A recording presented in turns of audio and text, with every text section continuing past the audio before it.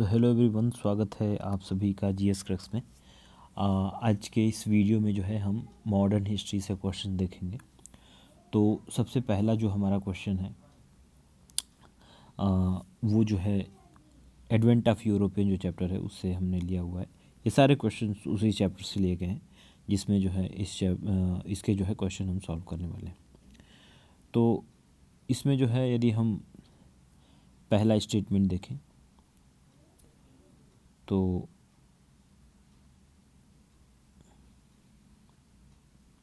एक minute, question लाने में थोड़ा समय लग रहा है।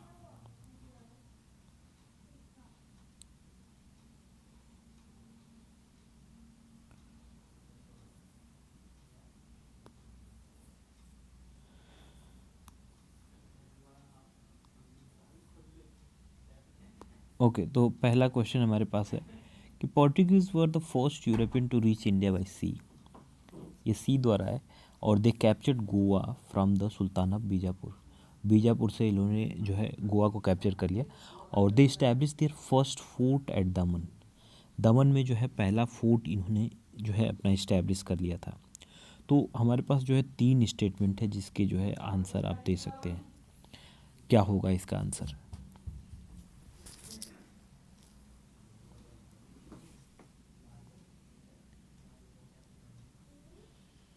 तो पहला स्टेटमेंट है कि Portuguese were the first European to reach India by सी।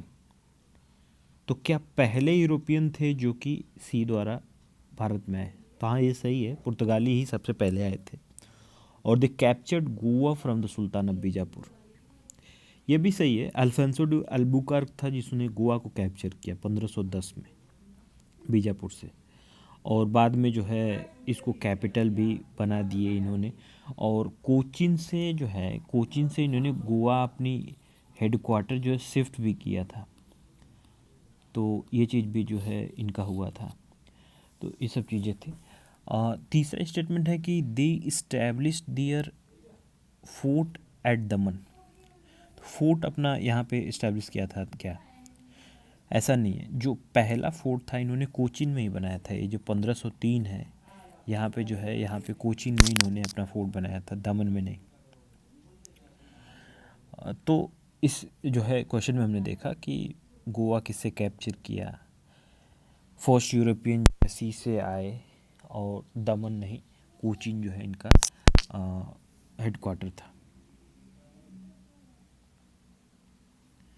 दूसरा हमारे पास क्वेश्चन है कि Francisco de Almeida was the first Portuguese viceroy in India. Almeida, Francisco de Almeida पहले जो है पुर्तगाल के गवर्नर थे, वायसराय थे। दूसरा है कि he defeated the combined fleet of Egypt, Gujarat and Calicut at Diu. Diu में जो है कालीकट, गोवा, ये जो इजिप्ट, गुजरात और कालीकट हैं इनको जो है कंबाइंड फोर्सेस को डिफीट किया था दीव में इन्होंने। तीसरा स्टेटमेंट है कि introduce the system of inland taxation to control Indian trade. मतलब लैंड के अंदर जो है टैक्सेशन सिस्टम को इंट्रोड्यूस किया जिससे जो है इंडियन जो ट्रेडर्स हैं उनको कंट्रोल करने का प्रयास किया इन्होंने। बताइए कौन सा सही है इसमें?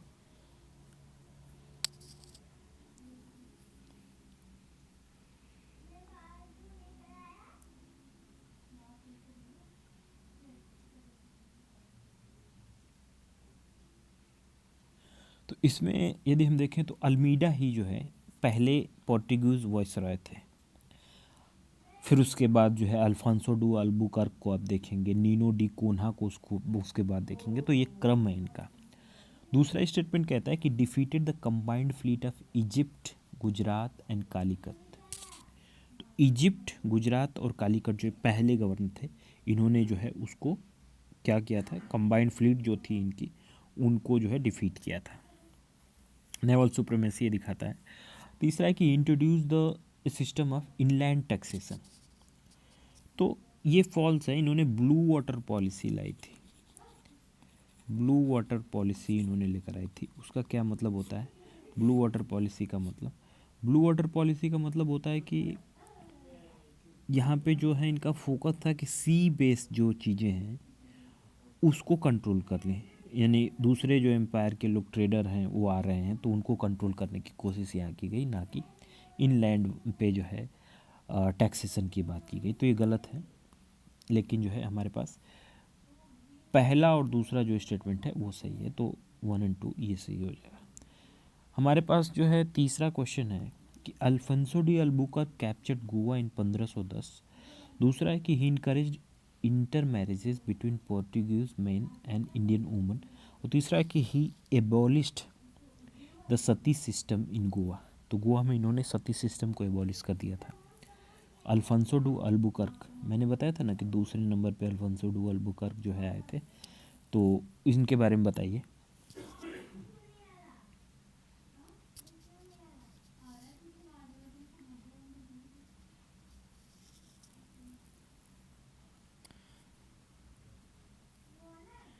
तो हाँ, अल्फोंसो डू अल्बुकर्क ने जो है गोवा को कैप्चर किया था 1510 में, ये सही है।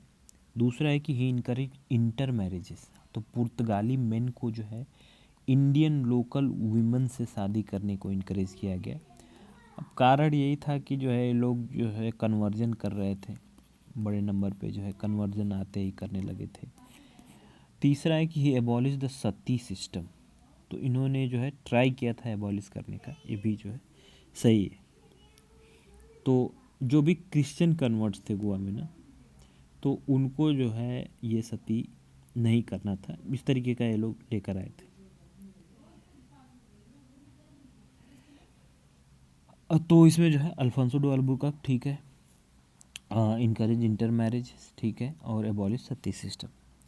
अगला क्वेश्चन है हमारे पास कि Portuguese introduce tobacco, cashew, pineapple in India. दूसरा स्टेटमेंट है कि they were the first to introduce the printing press in Asia. तीसरा है कि they introduce sugar cane cultivation in coastal India. तो कोस्टल इंडिया में जो है शुगर केन का कल्टीवेशन शुरू किया था क्या इन्होंने, बताइए।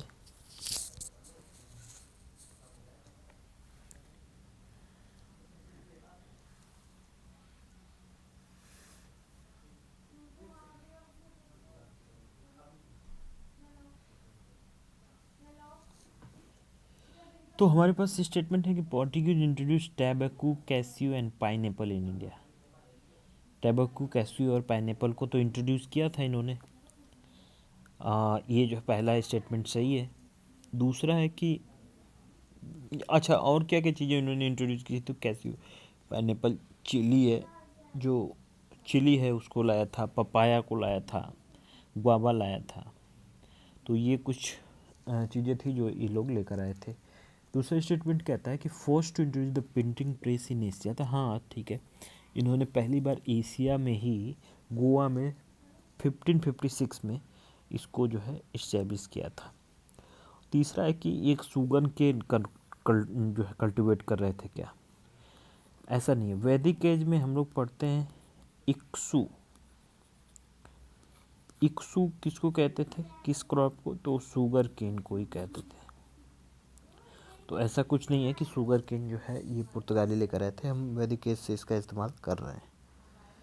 तो हमारा जो थर्ड है वो गलत हो जाएगा, फर्स्ट और सेकंड सही है, ए सही हो जाएगा इसमें। अगला question, the Dutch were the first European to issue shares to raise capital.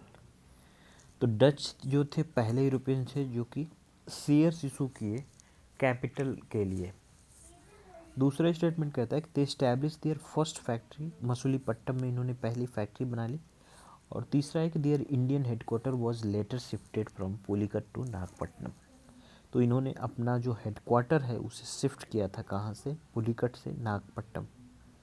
बताइए इसमें कौन कौन से स्टेटमेंट जो है सही होंगे।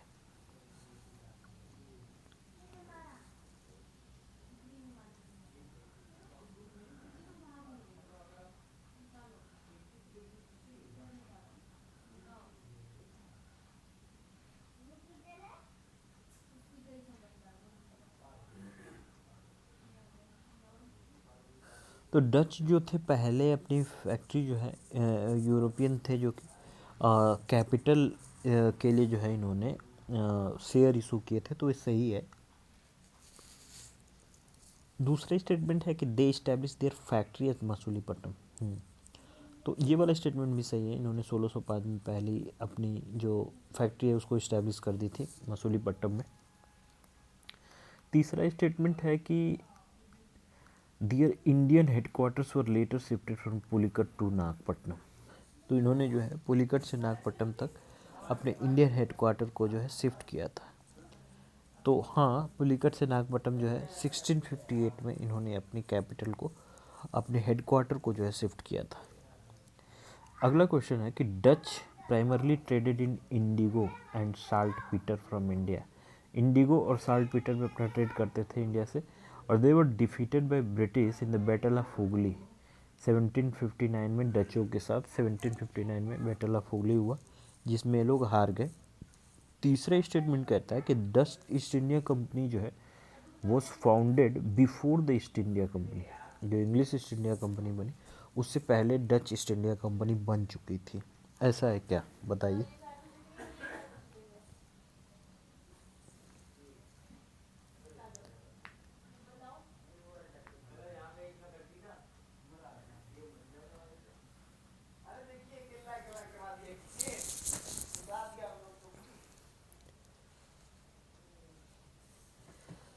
तो डच जो थे ये इंडिगो और साल्ट पीटर में ही ट्रेड करते थे, और इन्होंने जो है ब्रिटिशर्स को बैटल ऑफ हुगली में 1759 में डिफीट किया था। और डच ईस्ट इंडिया कंपनी जो है इंग्लिश ईस्ट इंडिया कंपनी से पहले नहीं फॉर्म हुई थी। डच ईस्ट इंडिया कंपनी जो है was founded before the English East India company. अच्छा, ये स्टेटमेंट है जिसका जो है गलत है। ईस्ट इंडिया कंपनी जो है 1600 में फॉर्म हुई थी, और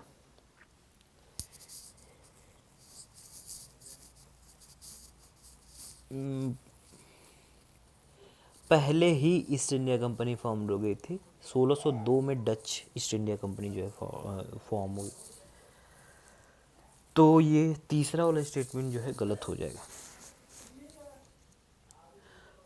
अगला क्वेश्चन है हमारे पास कि East India English East India company जो है इस्टेब्लिश हुई थी by charter from James one. James one का चार्टर जो है था जिसके थ्रू जो है ये ईस्ट इंडिया कंपनी इस्टेब्लिश हुई। और दूसरा स्टेटमेंट है कि its first voyage to India was commanded by sir James Lancaster. तो फर्स्ट वॉयज जो इंडिया का था वो इसने जो है कमांड किया था। शायद मैं इसको सही नहीं पढ़ पा रहा हूँ इसका नाम, सर जेम्स का।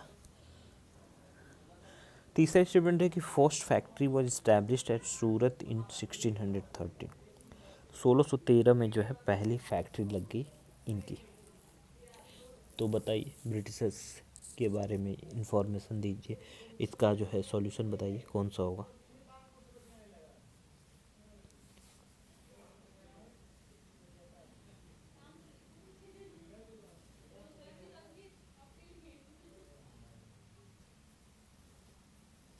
तो पहला स्टेटमेंट जेम्स वन नहीं थे, जेम्स वन नहीं थे।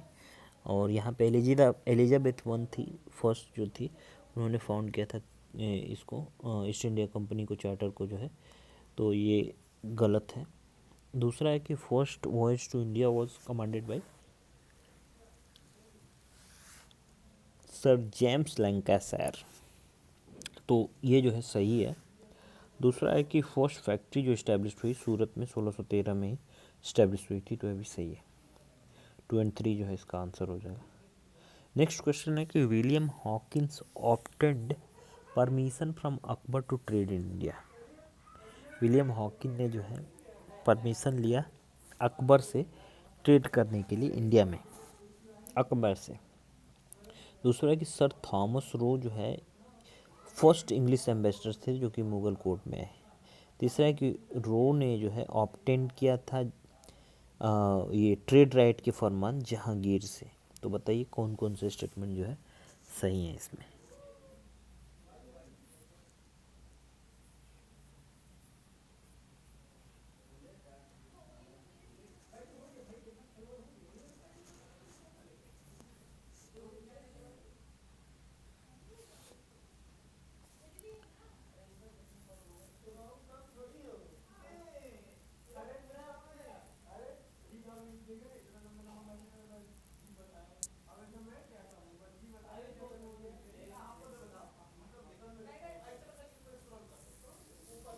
तो स्टेटमेंट है हमारा कि हॉकिंस जो है वो पहले थे जिन्होंने परमिशन लिया, मतलब परमिशन लिया था अकबर से ट्रेड करने के लिए इंडिया में। तो ये गलत है। विलियम हॉकिंग 1608 में विजिट किए थे जहांगीर के कोर्ट में, अकबर के यहाँ नहीं। और दूसरा स्टेटमेंट है कि थॉमस रो जो थे फर्स्ट इंग्लिश एम्बेसडर थे मुगल कोर्ट में, तो ये सही है। थॉमस रो ही थे जो कि फर्स्ट फॉर्मल इंग्लिश एम्बेसडर थे। तीसरा है कि Roe obtained Jahangir farman granting trade right. तो Jahangir farman granted the company trade privilege और फैक्ट्री राइट्स जो है इन्होंने दे दिया था। तो ये दोनों जो है सही हो जाएंगे, लेकिन ये विलियम हॉकिंग जो है परमिशन जहांगीर से ली थी, ना कि अकबर से। नेक्स्ट क्वेश्चन है कि English establish Fort Saint George at Madras with permission from the raja of Chandragiri. दूसरा है कि Fort William was built in Calcutta during the reign of Aurangzeb. तीसरा है कि Bombay was acquired by the English from the Dutch under a treaty. English जो है ये Saint George को मद्रास में बनाया था फोर्ट को, किससे परमिशन लेके? राजा आप चंद्रगिरी से। दूसरा है कि फोर्ट विलियम जो है वो कलकत्ता में बना औरंगजेब के समय। और तीसरा है कि बॉम्बे जो है वो इंग्लिश ने एक्वायर किया डचों से। बताइए कौन कौन से स्टेटमेंट इसमें सही होंगे।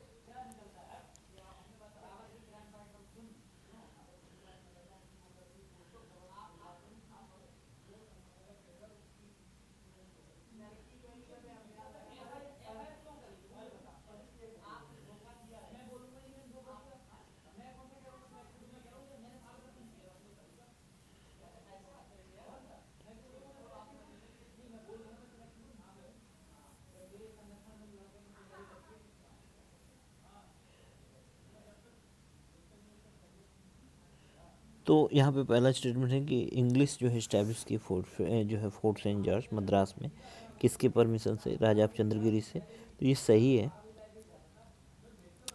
दूसरा है कि विलियम जो फोर्ट विलियम था उसको कलकत्ता में बनाया गया, और किसके समय पे? तो ये जो है 1696 से 1700 का टाइम पीरियड था, तो उन औरंगजेब का ही टाइम था। तो ठीक है, कह सकते हैं कि विलियम हॉकिंग ये फोर्ट विलियम ने को बनाया गया कलकत्ता में औरंगजेब के समय पे। सुल्तानातिन कालीकत और गोविंदपुर दो विलेजेस थे जिनको जो है एक्वायर करके इन्होंने बनाया था। और बॉम्बे जो एक्वायर्ड हुआ वो इंग्लिश ने किया, मतलब किससे लिया था इंग्लिश ने? तो पोर्टुगीज से लिया था डावरी के फॉर्म में 1661 में। 1661 में जो है इसको लिया था। अगला क्वेश्चन है कि French east India company was founded by Colbert under Louis 14। Louis 14 के अंडर में जो है फाउंड हुई थी फ्रेंच ईस्ट इंडिया कंपनी। और दूसरा स्टेटमेंट है कि फर्स्ट फ्रेंच फैक्ट्री जो इंडिया में इस्टेब्लिश हुई वो मछलीपट्टनम में हुई। तीसरा स्टेटमेंट है कि Puducherry became its headquarter under Dupleix. तो डुप्लेक्स के अंडर में जो है पौडुचेरी हेडक्वार्टर बन गया।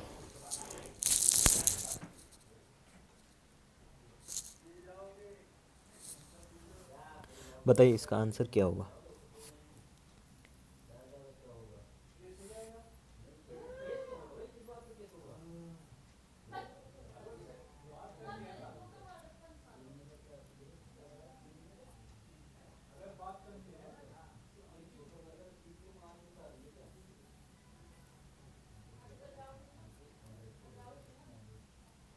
तो इस क्वेश्चन में यदि हम देखें तो फ्रेंच ईस्ट इंडिया कंपनी जो है फाउंड हुई थी कॉलबर्ट लोई 14 थे उनके अंडर में। और दूसरा है कि फर्स्ट फ्रेंच फैक्ट्री इंडिया में इस्टेब्लिश हुई मसूलीपट्टनम में। ये मसूलीपट्टनम में नहीं, ये बनी थी सूरत में। सूरत में इस्टेब्लिश हुई थी। कब हुई थी? 1668 में, 1668। Puducherry became its headquarter under Dupleix. तो पोडुचेरी जो है फ्रेंच कैपिटल बना डुप्लेक्स के समय पे 1742 में। 1742 में जो है ये हेडक्वार्टर इनका बन गया था। तो और फर्स्ट फैक्ट्री कब लगी? सूरत में 1668 में। तो इसका ध्यान रखना है। अगला क्वेश्चन है कि फर्स्ट कर्नाटिक वॉर जो है इंग्लिश और फ्रेंच के बीच में लड़ा गया था, फर्स्ट कर्नाटिक वॉर। और दूसरा स्टेटमेंट है कि it ended with the treaty of Aix-la-Chapelle. तो एक्जिला चैपल जो है इसके थ्रू ट्रीटी हुई। और तीसरा स्टेटमेंट है कि इस्टेब्लिश्ड फ्रेंच सुप्रीमेसी इन साउथ इंडिया। तो फ्रेंच सुप्रीमेसी जो है इस्टेब्लिश हुई फर्स्ट कर्नाटिक वॉर से। तो ये जो है इंग्लिश और फ्रेंच का जो ऑस्ट्रियन सक्सेशन था वो 1746 से 48 के बीच में लड़ा गया था। तो बताइए आप इसमें कौन कौन से स्टेटमेंट जो है सही हो जाएंगे।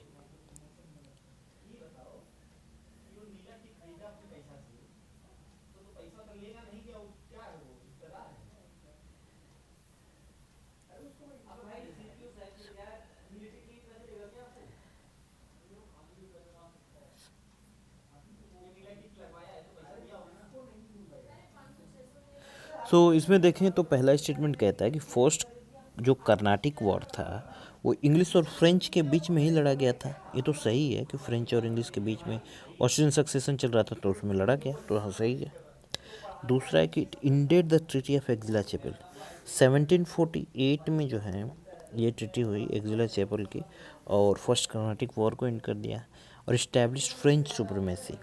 तो सुप्रीमेसी किसी की फ्रेंच की तो नहीं है यहाँ पे। अब कहेंगे कि जो पॉलिटिकली जो है यदि हम देखें तो इंग्लिश जो है वो ज़्यादा पावरफुल हो गए थे, इंग्लिश ना कि फ्रेंच। नेक्स्ट क्वेश्चन हमारे पास है कि second Carnatic war involve succession disputes in Hyderabad and Arcot. तो सेकेंड कर्नाटिक वॉर जो है ये सक्सेशन डिस्प्यूट्स क्रिएट किया हैदराबाद और आरकट में। रॉबर्ट क्लाइव जो थे Clive's defence of Arcot was a turning point. तो रॉबर्ट क्लाइव ने ही जो है आरकोट को बचाया था, एक टर्निंग पॉइंट था वो। तीसरा स्टेटमेंट है हमारे पास कि war ended with duplex viceroy. तो वॉर जो है इंड हुआ डुप्लेक्स की विक्ट्री से। तो ये तीसरा स्टेटमेंट है। तो बताइए इसमें कौन कौन से जो स्टेटमेंट हैं वो हमें सही हैं।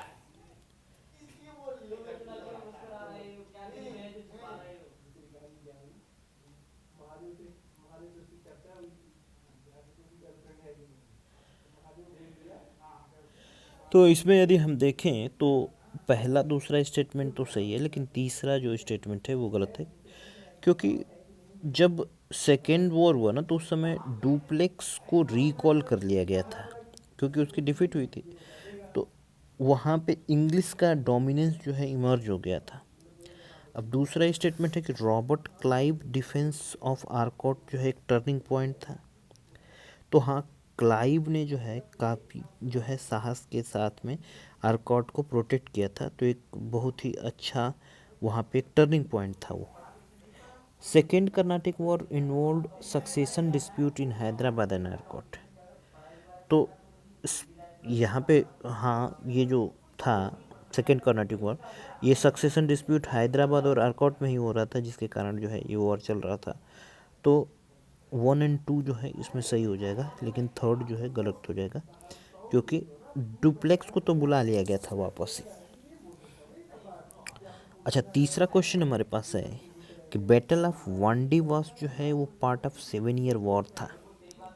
और इसमें दूसरा स्टेटमेंट कहता है कि French forces were led by Bussy. और तीसरा है कि ट्रीटी ऑफ पेरिस जो है ended French political ambitions in India. तो ट्रीटी ऑफ पेरिस जो है ये फ्रेंच पॉलिटिकल एम्बिशन को इंडिया में इंड कर दिया था। ये 3 स्टेटमेंट है, यहाँ पे आप जो है आंसर करने की कोशिश कीजिएगा।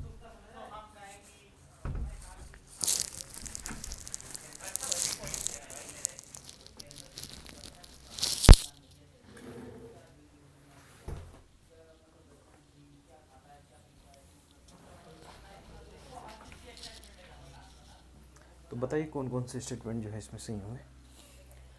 बैटल ऑफ जो वांडीवास हुआ था वो 7 ईयर वॉर का पार्ट था। तो हाँ जो थर्ड वाला जो बैटल हुआ ना थर्ड कर्नाटिक वॉर वो 1756 से 63 तक जो है हुआ और ये 7 ईयर वॉर का ही पार्ट था जिसमें 1760 में जो है ये वांडीवास लड़ा गया था। तो पहला स्टेटमेंट तो सही है। दूसरा कहता है कि French forces were led by Bussy. तो यहाँ पे जो है फ्रेंच जनरल ये बुसी थे जिन्होंने लड़ा था फ्रेंच साइड से। और लिली जो है ये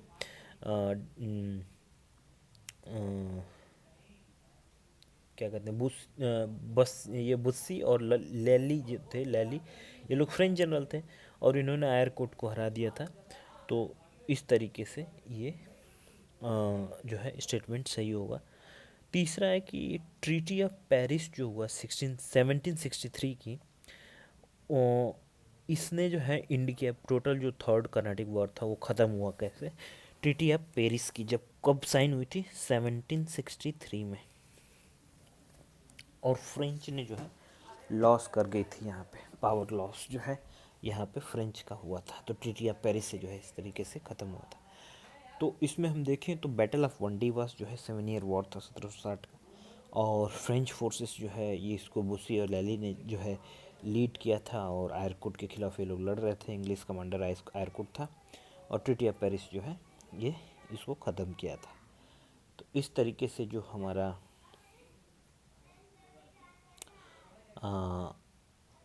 आंसर होगा कि पहला तो सही है, दूसरा भी सही है, क्योंकि फ्रेंच फोर्सेस जो है वो बुस्सी के द्वारा लीड किया जा रहा था, जो हार गया आयरकुट से, और ट्रीटी ऑफ पेरिस से तो ख़त्म ही हो गया। तो तीनों जो है सही हो जाएंगे इसमें। 14 है हमारे पास कि Danes establish settlement at Travancore. Tamil Nadu में जो है डेन्स ने ट्रावनकोर में सेटलमेंट इनका था, डेन्स का, श्रीरामपुर और ट्रावनकोर। दूसरे statement, their Shrirampur mission was a major centre of Christian literature. तो एक मेजर सेंटर था क्रिश्चियन लिटरेचर का श्रीरामपुर में। और तीसरा है कि they sold all position to British 1844 45। तो 45 में जो है 1845 में इन्होंने सब कुछ अपना बेच कर चले गए जो डेन्स थे। बताइए इसका आंसर क्या होगा?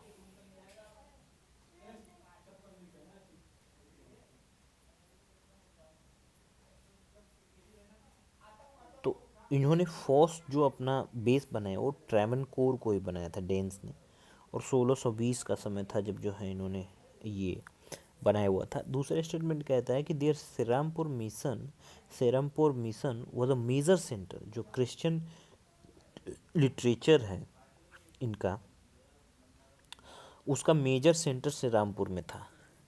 तो हाँ, ये जो है सही है कि 18th सेंचुरी में जो है एक वर्नोकुलर प्रिंटिंग जो है वहाँ चल रही थी, तो बंगाली बाइबल वगैरह जो है प्रिंटिंग चल रही थी। तो ये दूसरा भी सही है, पहला भी सही है। तीसरा है कि दे सोल्ड ऑल पोजीशन। तो हाँ, ये भी सही है कि 1845 में ये सब कुछ बेच बाच कर चले ही गए थे यहाँ से। तो ऑल थ्री जो है इसमें करेक्ट हो जाएंगे।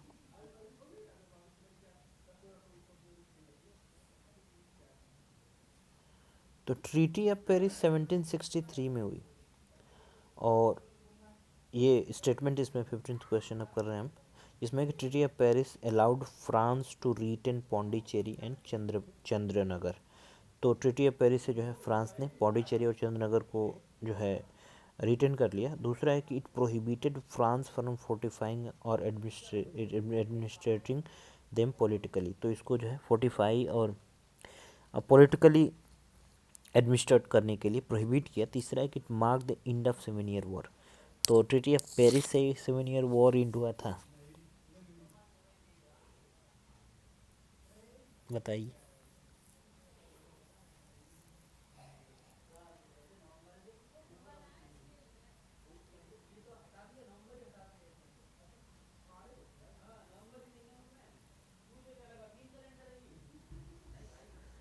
तो ट्रीटी ऑफ पेरिस जो है फ्रांस को ये दे दिया, पुडुचेरी और चंद्रनगर, ट्रीटी ऑफ पेरिस से, क्योंकि इंग्लिश ने इसको एक्वायर कर रखा था। और इन्होंने प्रोहिबिट किया, फ्रांस को रोका कि आप फोर्टिफाई नहीं कर सकते, पॉलिटिकली एडमिनिस्टर नहीं करेंगे पुडुचेरी को। तो ये भी सही है। और इन्होंने जो है 7 ईयर वॉर जो है वो ख़त्म हुआ ट्रीटी ऑफ पेरिस से 1763 में। तो तीनों के तीनों स्टेटमेंट जो है इसमें करेक्ट हो जाएंगे। अगला क्वेश्चन है कि ट्रीटी ऑफ इलाहाबाद 1765 में हुई, और दीवानी राइट जो बंगाल, बिहार और उड़ीसा की है वो जो है ब्रिटिशर्स को दे दी गई, और इन्होंने अवध को एक ब्रिटिश प्रोटेक्टरेट के अंदर जो है माना और एक्सेप्ट किया। It ended the dual government in Bengal. तो इन्होंने बंगाल में जो है डुअल गवर्नमेंट को ख़त्म कर दिया था क्या?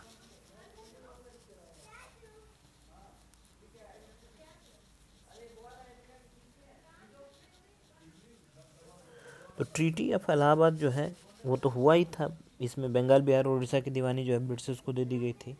अवध जो है एक तरीके से एक बफर जोन इन्होंने क्रिएट कर दिया, एक प्रोटेक्टेड बना दिया इसको। और डुअल गवर्नमेंट बंगाल में लागू हुआ था उस समय, इंड नहीं हुआ था, तो डुअल गवर्नमेंट जो है वो लागू हुआ था, ये गलत हो जाएगा। तो इस तरीके से जो है हमारा जो आंसर होगा 1 और 2 हो जाएगा। नेक्स्ट क्वेश्चन है कि blue water policy focused on strengthening Portuguese naval power. तो ब्लू वाटर पॉलिसी ने जो है पोर्टुगीज के नेवल पावर को और ज़्यादा स्ट्रेंथन किया। Policy was continued and expanded by Albuquerque. तो पॉलिसी जो थी कंटिन्यू हुई और एक्सपेंड की अल्बुकर्क के द्वारा, और it resulted in inland Portuguese conquest. तो यहाँ से जो है इनलैंड पोर्टुगीज कॉन्क्वेस्ट जो है शुरू हुआ। तो इस क्वेश्चन में यदि हम देखेंगे तो हमारे ब्लू वाटर पॉलिसी तो इन्होंने यही शुरू किया था, और दूसरा था कि policy was continued and expanded in Albuquerque.